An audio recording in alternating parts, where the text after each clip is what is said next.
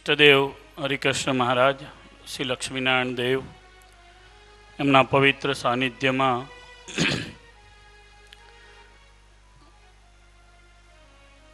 એકાદશીનો આજે પવિત્ર દિવસ છે. આચાર્ય મહારાજના પવિત્ર હસ્તે 500 પરમહંસ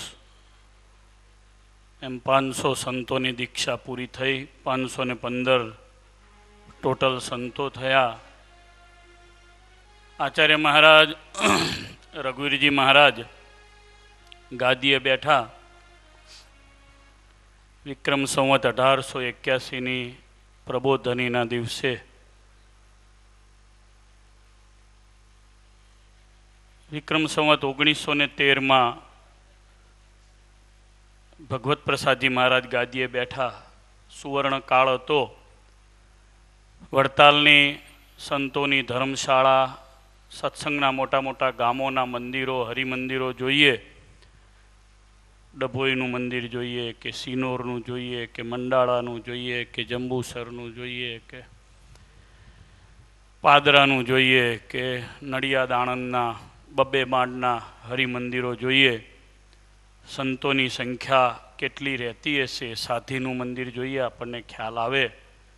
ખૂંટીઓ એટલી, સાધુને રહેવાની વ્યવસ્થાઓ એટલી. એટલે હકડેઠઠ હું 40 વર્ષ પહેલાં આવ્યો ત્યારે જે સંતો જૂના હતા અને જે છે રામસંગ ભગત કોઠારી જેવા જૂના પાર્ષદો હતા, એમની પાસે સાંભળ્યું હતું કે આપણી ધર્મશાળા આખી એ લોકો જ્યારે આવ્યા ત્યારે ભરાયેલી હતી. 800 જેટલું માણસ ત્યાગી સંતો વડતાલની ઉપર નીચે થઈ, બુરજમાં થઈ, ગઢડા ધોલેરાવાળી ચાલી અને માદાની ચાલીમાં રહેતા હતા. વડતાલમાં ખાલી 800ની સંખ્યા ત્યાગી સંતોની હતી એવું કહેતા હતા. આચાર્ય મહારાજ રઘુવીરજી મહારાજે મને લાગે છે કે આના કરતાં વધારે સંતોને દીક્ષા આપી હશે, કારણ કે બહુ લાંબો સમય લગભગ 32 વર્ષ ઉપર ગાદી ઉપર રહ્યા. 13 થી 35 સુધી ભગવત પ્રસાદજી મહારાજ રહ્યા, એટલે 22 વર્ષ. એમણે પણ ઘણા મોટા પ્રમાણમાં અરીલામૃતને બીજા ગ્રંથો વાંચીએ ત્યારે ખ્યાલ આવે છે કે એ ગાળામાં એટલી આના કરતાં વધારે દીક્ષાઓ આપી હશે. વિહારીલાલજી મહારાજ 35 થી 55 ગાદી ઉપર રહ્યા. 1935 થી 1955 20 વર્ષ. એમનો કાળ પણ સુવર્ણ કાળ કહેવાય છે. ત્યારે પણ આવા મોટા મોટા મંડળધારી, જેમ આપણે ત્યાં 30 મંડળમાં સંતો છે, કોઈને ત્યાં 10 છે, કોઈને ત્યાં 5 છે.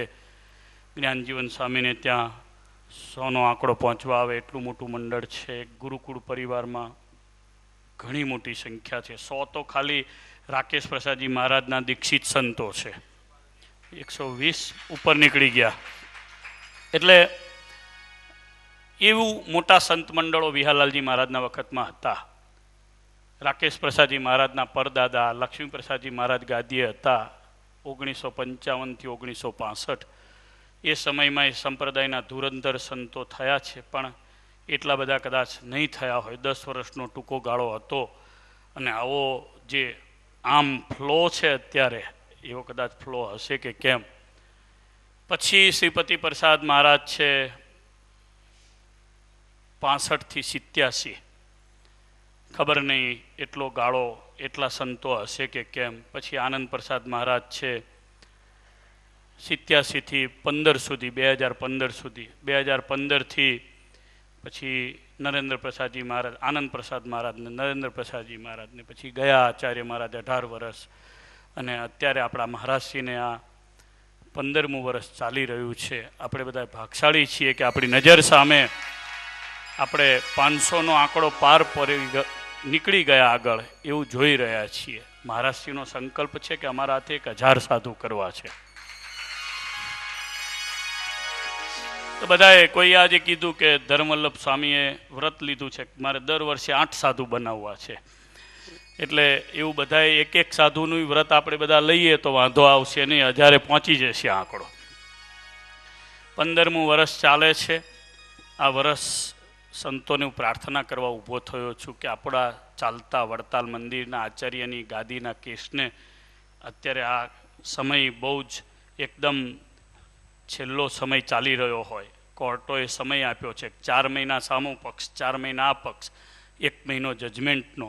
એટલે મોટાભાગના દીક્ષિત સંતો અહીંયા ઉપસ્થિત છે, લાઈવ પણ જોઈ રહ્યા છે અને આ વાત બધાને પહોંચશે પણ ખરી, જે નથી એને પણ.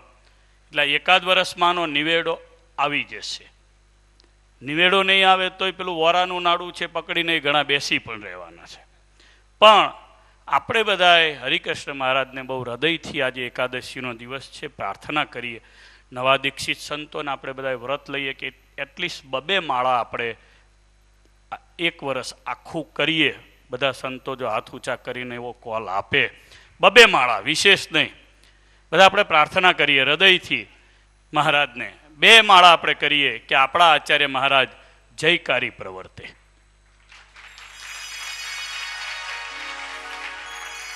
જો આ ગાદી ઉપર બિરાજમાન થયા છે સાધુની દીક્ષા માટે છે, પ્રતિષ્ઠા માટે છે. આ 2 યક્ષ પ્રશ્નો હતા એટલે મહારાજશ્રી ગાદીએ બિરાજમાન થયા છે. અને એની પાછળ આ બધા સાધુએ બહુ મોટા મોટા સંતોએ બહુ દાખલો કર્યો છે. આ એમને નથી થયું. બહુ મોટા આજે મહારાજશ્રી જાતે ઊભા થઈને જે ફૂલની પુષ્પની વૃષ્ટિ કરતા હતા ને, એ શ્રીજી મહારાજનો આ સમય અહીંયા બતાવે છે આપણને. આ નાની વાત ન કહેવાય, આપણા માટે બહુ મોટા આશીર્વાદ કહેવાય, આપણા માટે બહુ મોટી મહારાજની કૃપા ગણાય. ખરેખર આવા સરળ નિર્માની સુહૃદ હૃદયના આચાર્ય મહારાજ આપણને મળ્યા છે. અને એ આ વાત આપણી સંતોની કરેલી છે, સંતોની મહાસભાએ કરેલી આ વાત છે. એટલે આ ટકી રહે એના માટે હૃદયથી આપણે બધા પ્રાર્થના કરશું. વિશેષ ઘનશ્યામભાઈનો આજે જન્મદિવસ છે. એમણે જ્યાં લાભ લીધો છે ને સંતો, એ આજે એમનો જન્મદિવસ છે. મેં ગઈકાલે 56 ભોગનો અહીંયા આરતીના સમયમાં ગયા, બહુ ઝડપથી એ દંડવટ કરતા હતા. એમની ઉંમર 70 વર્ષ આજે પૂરી થઈને 71મું શરૂ થયું છે. બાયપાસ સર્જરી કરાવી છે. મેં પૂછ્યું કેટલા તમે દંડવટ કરો છો? મને કે હું દરરોજ 50 દંડવટ કરું છું. આવા મણી જેવા હરિભગત છે, વડતાલને વફાદાર છે, અઢળક દાન અહીંયા આપે છે. તમે જે પ્રોમિસ માગો ને વડતાલમાં તે તૈયાર હોય છે. આપણે બધા સંતો ભેગા થઈને આજે પ્રાર્થના કરીએ કે આવા હજારો હરિભગત વડતાલને મળે ને આ હરિભગત 100 વર્ષના આયુષ્યવાળા થાય. બધા સંતો તાળી પાડો. તમારા હૃદયમાં ભગવાન હોય, મહારાજ એમને 100 વર્ષનું આયુષ્ય આપે. પૂજ્ય જ્ઞાન સ્વામીના સંતોને પ્રાર્થના કરું કે આપણે હેપી બર્થડેની એક લીટીની એમના માટે પ્રશસ્તિ કરીએ. એ આયે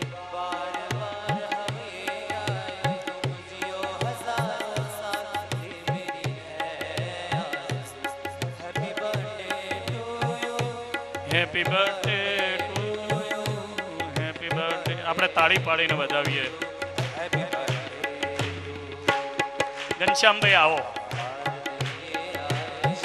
આ સંત સભાને આચાર્ય મહારાજને 5 દંડવટ કરીને આશીર્વાદ માંગો. ઘનશ્યામભાઈ, ઘનશ્યામભાઈ મહારાજશ્રીને હરિભાઈ છોડો એમને. ઘનશ્યામભાઈ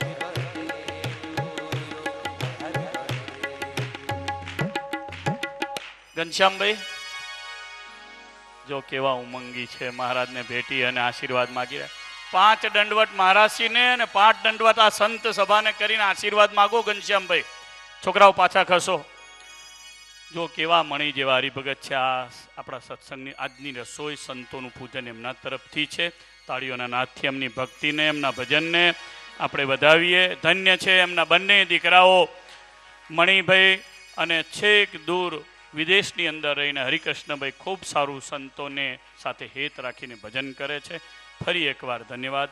પૂજ્યપાદ આચાર્ય મહારાજશ્રીના ચરણોમાં, 9 દીક્ષિત સંતોના ચરણોમાં વંદન કરી અને વિરમું છું. જય સ્વામી.